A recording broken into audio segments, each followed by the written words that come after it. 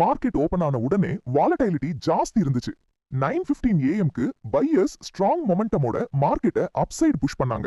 9:25 ஏஎம்க்கு price ஃபாஸ்டா move பண்ணிட்டு டே high 25,613 reach பண்ணுது. அங்க ஸ்ட்ராங் ரிஜெக்ஷன் வந்ததுனால பையர்ஸ் ஸ்ட்ரென்த் குறையிற சிக்னல் கிடைச்சிடுது. 9:35 to 9:45 வரை லோவர் ஹை ஃபார்ம் ஆகுது. இது அப் ட்ரெண்ட் மொமெண்டம் வீக்கன் ஆகுதுன்னு கிளியர் ஹிண்ட். 9:45 to 11:30 வரை மார்க்கெட் சைட்வேஸ் ரேஞ்சில் மூவ் பண்ணுது. இந்த டைம்ல பையர்ஸும் செல்லர்ஸும் ஈக்குவல் கண்ட்ரோல்ல இருந்தாங்க. 11:30 ஏஎம்க்கு ரேஞ்ச் பாட்டம் பிரேக் ஆகி லோவர் லோ கிரியேட் ஆகுது. இது ட்ரெண்ட் ஷிஃப்ட் கன்ஃபர்மேஷன். 12:25 பிஎம்க்கு மார்க்கெட் புல் பேக் பண்ணிட்டு ஹையர் ஹை கிரியேட் பண்ண ட்ரை பண்ணுது.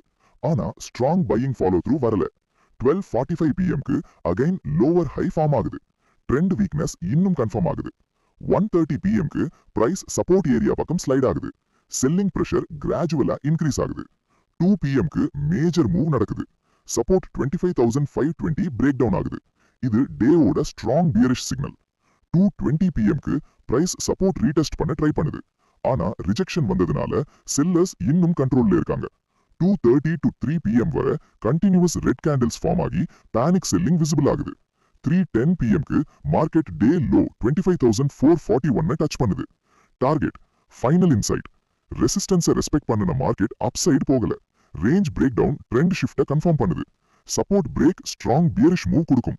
ரீடெஸ்ட் ஃபெயிலியர் செல் கண்டினியூவேஷனை காமிக்கும். ஸ்ட்ரக்சர் புரிஞ்சவனுக்கு மார்க்கெட் டைரக்ஷன் ஈஸியா தெரியும்.